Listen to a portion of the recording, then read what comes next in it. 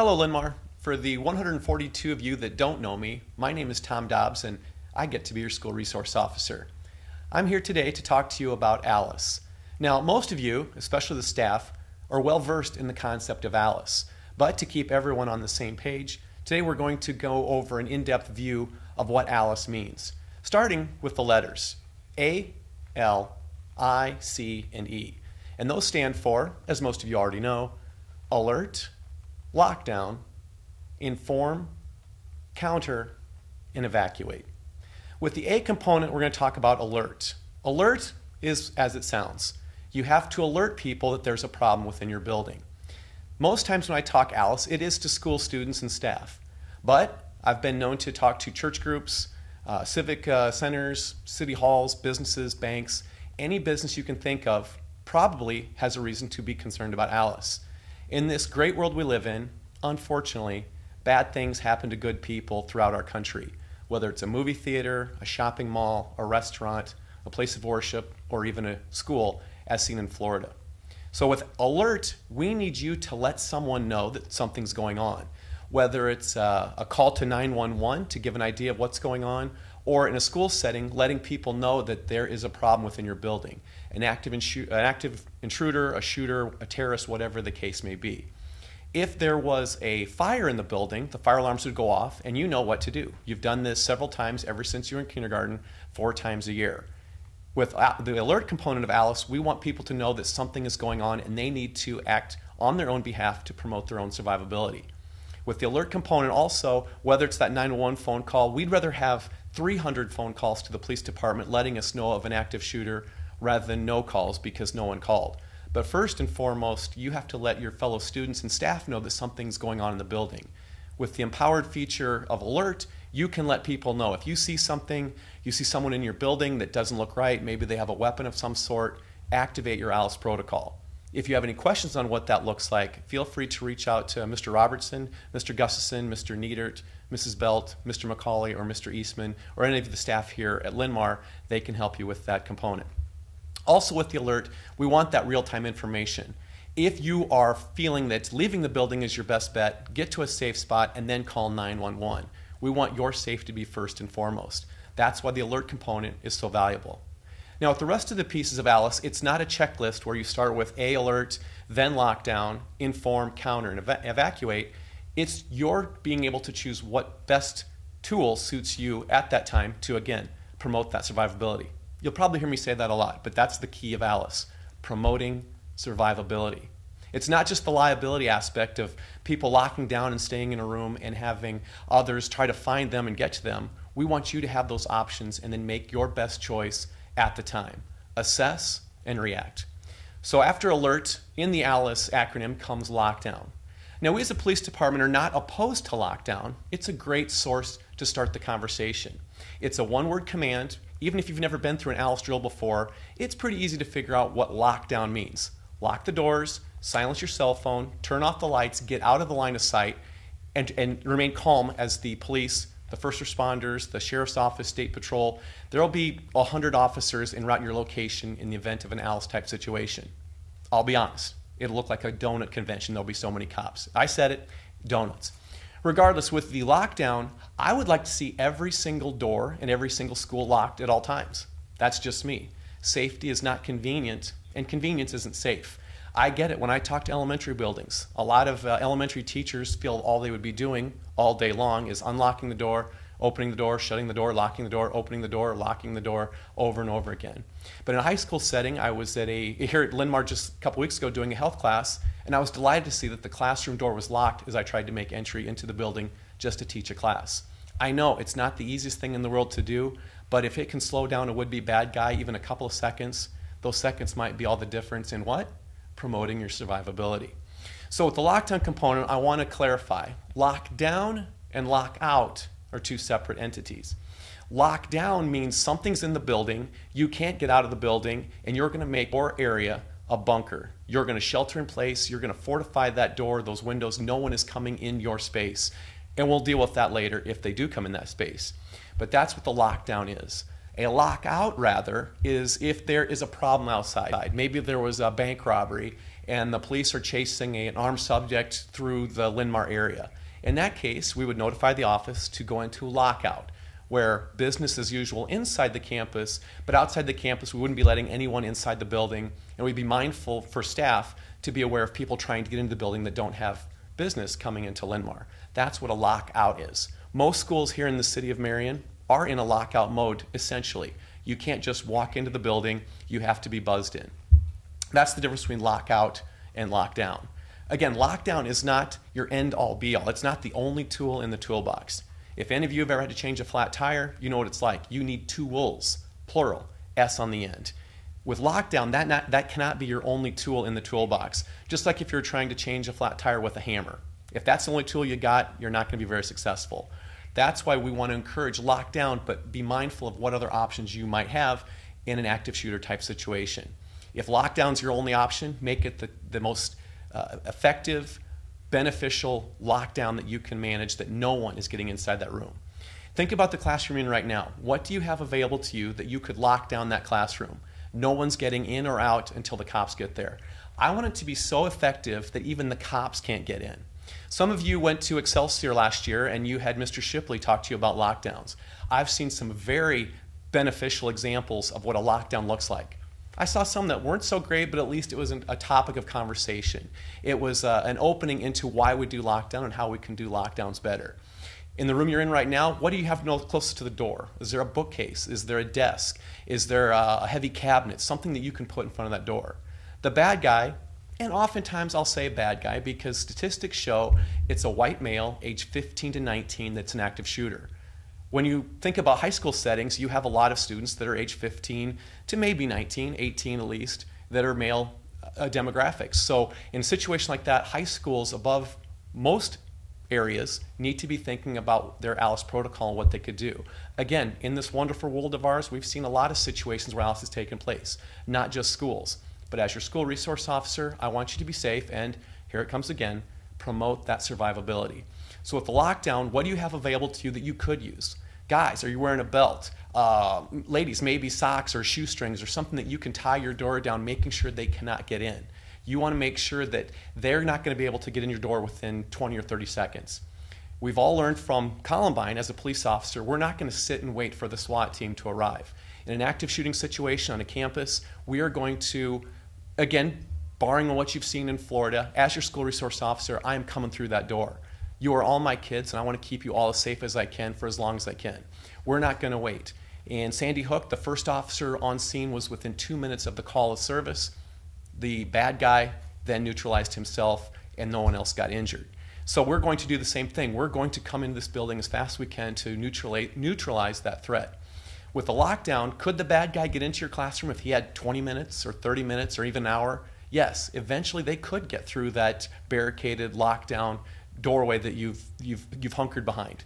But the bad guy also knows that the cops are going to be on scene within 2 to 3 minutes. In that case, they're not going to spend a lot of time trying to get through one door knowing the cops are going to be on scene before they can get through that door. Regardless, the lockdown component bases the survivability on the cops getting to you before the bad guy. Sometimes that might not be the best bet, but if you're on the 4th floor of an office building and you're not jumping on any windows from that height, locking down would be your best bet. So whether you're in a school setting, a place of worship, a restaurant, a movie theater, an office, a bank, just kind of take stock. What's around you that you could use to lock down if you had to lock down to, here it comes again, promote your own survivability. So we've covered the A, alert, and the L, lockdown. The I, inform, is very specific to schools, the inform piece. With the inform, I reference the telephones you have in your classroom. They can be used as intercoms. I tell you this because there was a lot of debate that went into offering students like yourselves the opportunity to dial a number that could use that phone as a PA system for the whole building. There's other schools that have done this and they ran into the same conversations as well. What if our students use this as a prank? What if they're reaching out to other students and they're making a mockery of it? Well, just like calling a 911 line on a fake emergency, there's going to be consequences there. There'll be consequences here in school if you use the PA system erroneously. Since its inception, we've never had an incident of a student using it as a prank, and I'm pretty confident, Linn-Mar, that we're not going to have that problem. Regardless, if you are in your safe spot and you can provide real-time information, thus the informed component, to the rest of the school, that's what that phone is going to be used to save lives. Maybe you can tell everyone else in the school that the armed intruder is a white male with a black coat and a red hat, and he's got a long gun and he's heading towards the cafeteria. Well, if you're in the Little Theater area, you know that's a long way from the cafeteria. Now you have other options. Alice, in and of itself, is all about options. So with the inform, anything you can do to let other people know where the bad guy is, that's going to help them make those informed decisions. Also, it could be used as kind of a distraction to an intruder, the armed attacker. Maybe they stop and look up at the ceiling. Maybe they think it's the voice of God talking to them. Maybe it disrupts their thought process and they have to start all over again as people are getting to safety. Again, anything you can do to distract or disrupt this shooter's mindset, that's going to save lives. So we've talked about alert, lockdown, inform. Now we're going to talk about the counter piece. What can you do if you had to fight for your life and those around you? There's a story that came out of Oregon several years ago where an armed intruder was inside a high school. Now, I am not as versed in wrestling as, say, Coach Stryker or Wempen, but I know that wrestlers have a certain mindset. They are going to take the fight to their counterpart or their opponent. In this situation, there's a high school wrestler in Oregon that had the opportunity to counter or fight or attack the bad guy. The bad guy's gun had jammed, ran out of bullets, whatever the case may be, and as he was trying to clear his weapon, this wrestler took down the bad guy, held him until the cops got there. Yay, local hero, right? Of course. The local paper does a story on him, and he's asked the question, if you could have done anything different, what would you have done? And you know what this guy says? He says, and I quote, had I known it would have taken the cops so long to get there, I would have continued to kick his beep and beep beep. Well, I'm going to keep it PG because that's who I am. But he had that mindset, if not me, who? If not now, when? He had an opportunity to take the fight to the bad guy, and he did, and that stopped the shooting right then and there. Now, I'm not saying that be your first choice. Again, it's kind of like the run, hide, fight concept. If you can run, and I'm thinking of the track stars here at Linn-Mar, and anyone that can put right foot in front of left faster and faster, get yourself to a safe spot. If you can run, you run. Me, I'm a runner. I like to run 1,000 miles a year. I think if I'm running, I'm living. It's a healthy mindset. It's a great source of venting and getting out and being healthy. But in a situation where you can remove yourself from the harm, from the threat, from the crisis, run until you can't run anymore. Now, if you can't run, then you hide, and that's where the lockdown comes into place. Make yourself that smallest target as possible. Now, if you can't run, you can't hide, the bad guy is on top of you, now you fight. You fight like there's no tomorrow. Several of you have heard this story before, and I'll tell it again. I was doing this presentation in a church setting, and I had a grandmother in the front row ask me, Officer Dobbs, can you define what the fight means in Alice? What do we do when we counter? And I said, simply put, with everything you've got, with all you've got, you fight. Whether you knee, gouge, scratch, poke, kick, hot cup of coffee, whatever you can do to show this bad guy, this intruder, that they picked the wrong person to mess with, that's what you do. You fight, you fight, you fight. Well, then, of course, the lady sitting next to her asked a question. Officer Dobbs, how will we know when to stop? And I said, you will know because an officer like myself will tap you on the shoulder and say, you've got 3 more seconds, I'm going to have to step in. But lead with the body. Do what you can. In a real life situation, yes, we are going to get there really fast and we're going to take over for the victims and keep them safe.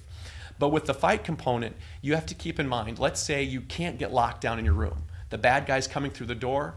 You have to realize one of 2 things is coming through that door first. They're either peeking through the door or they're coming through with their weapon.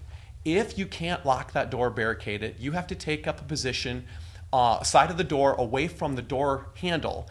Or I'm sorry, with the door handle opening, you want to be up against the door handle. So when that door opens and they stick something in, whether it's a keyboard, fire extinguisher, a trash can, whatever you have, start high, go low, hit that person with all the might you have. You want them to know that he's coming in the wrong room. You want them to know that they picked the wrong room to mess with.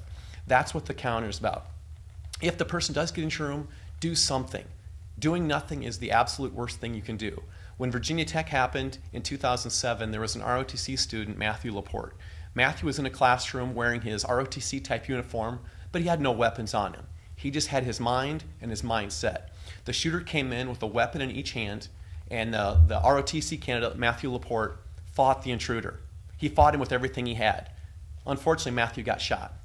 Not once, not twice, not 3, 4, 5, 6, 7. He got shot 8 times and unfortunately died at the feet of the attacker, while everyone else in the room, and there were 18 other students, just sat and watched. They had never been through an Alice training. They had never been taught, hey, you can do something, do anything, fight as if your life depends on it, because it does.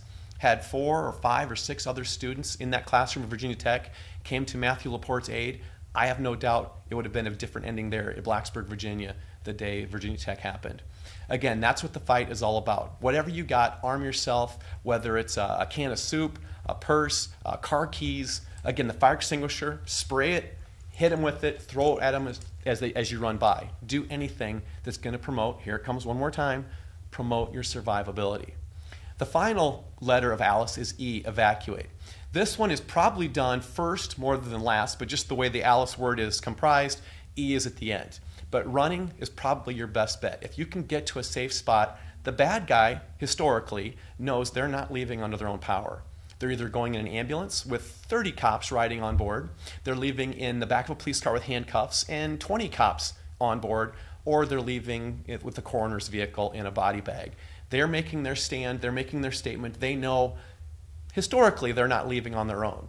So if you can get away from that crisis area, whether you run home or to a friend's house, to Highway 13 and County Home Road, or all the way down to First Avenue in Cedar Rapids, as long as you remove yourself from the threat, that chance of survivability goes up. Last year there was an 8th grader, Excelsior, who's now a 9th grader here, I believe, at the high school, and she asked a question in front of Mr. Shipley and I, what if, as we're running, a friend of ours stumbles and falls? Do we have to stop and help our friend? And my answer is, what can you do that you can live with? Now, some students would just keep running. They'd leave their friend behind. Others might stop and try to help their friend. What I'm saying is you have options. You are empowered to make decisions on what you can do to promote that survivability. As long as you're removing yourself from the threat, again, those chances go way up. Now, I wouldn't suggest getting into your car. We've all seen what Linn-Mar Stadium looks like on a Friday night football game. You're not getting in your car and getting out very fast. If you're moving, you're walking, you're running, as long as you're getting that distance, that's going to promote that survivability. I'm not a deer hunter, but I imagine there are some of us that know people that hunt deer. And I imagine that deer hunting expedition, if you have a deer 50 yards away from you that's not moving, compared to one that's 20 yards away that's on a dead sprint, it's going to be easier to hit the one that's not moving. So use that distraction, distance, whatever you can do to get away from the crisis, that's going to promote that survivability. The evacuation component is nice because it gives students the opportunity to follow their teacher's lead, or if there is no teacher, to make that choice on their own. When I first became a school resource officer, I was tasked with finding out what each and every building within the city of Marion would do in the event of a crisis. In a fire drill, everyone leaves. A tornado drill, everyone stays. But an active shooter, people would normally just stay put. I had one building of 15, and that's 2 districts and a Catholic school. One building would have let their students go. Me as a first responder, is I'm probably the first one seen because I know you kids more than, and staff, more than the other officers. I'm going to get there as fast as I can. I would love to see people running by me because that means they're alive, they're alive, they're alive, they're alive. They're doing something proactive to save their lives. Now, had I come to a situation where I'm the first on scene and no one's leaving the building, that's concerning for me because why aren't they getting to a safe spot?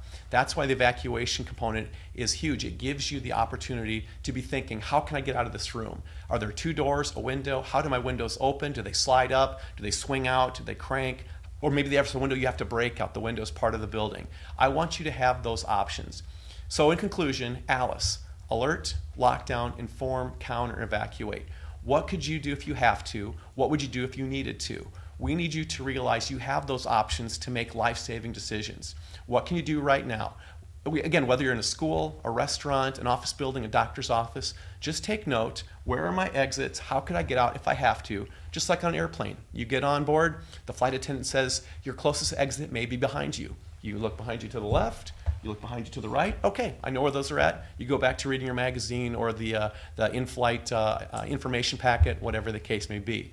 But if something should happen, you know in the back of your mind, here's what your plan of escape is, and you're going to use that. That's why Alice is so important. That's why I believe in Alice, and that's why I'm here today talking to you about Alice.